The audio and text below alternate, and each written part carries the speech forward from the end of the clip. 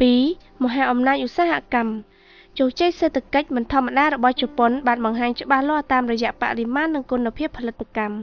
និងតាមការធ្វើវិនិយោគផងដែរតែក្នុងអំឡុងប៉ុន្មានទសវត្សរ៍ប៉ុណ្ណោះជប៉ុនបានបង្កើនឯកតកម្មឧស្សាហកម្មជាច្រើន 2.1 ទីតាំងប្រទេសជប៉ុនក្នុងពិភពលោកបច្ចុប្បន្នប្រទេសជប៉ុនជាប្រទេសឧស្សាហកម្មលេខ 2 ក្នុងពិភពលោកបន្ទាប់ពីសហរដ្ឋអាមេរិកជប៉ុនបានចូលចំណាត់ថ្នាក់លេខ 1 ខាងសំណង់រថយន្តនាវាទូរទស្សន៍ម៉ាស៊ីនថតរូបនិងមនុស្សយន្តចាប់ពីឆ្នាំ 1994 មកសំណង់រថយន្តបានទទួលចំណាត់ថ្នាក់លេខ 2 សហរដ្ឋអាមេរិកលេខ 1 ផ្នែកដែកថែបសំពត់សំយោគនិងប៉ូលីមេជាប់លេខ 2 ផ្នែកអាលុយមីយ៉ូមចម្រាញ់ប្រេងកាតអគ្គិសនីនុយក្លេអ៊ែរជាប់លេខ 3 ជប៉ុនបានខិតខំប្រឹងប្រែងជាងពេលណាទាំងអស់លើផលិតកម្មគ្រឿងផ្សំអេឡិចត្រូនិកបានបំពេញភាពយឺតយ៉ាវរបស់ខ្លួនលើគ្រប់វិស័យកុំព្យូទ័រវឌ្ឍនភាពផ្នែកបច្ចេកទេសរបស់ជប៉ុនបានធ្វើឲ្យប្រជាជាតិឧស្សាហកម្មចាស់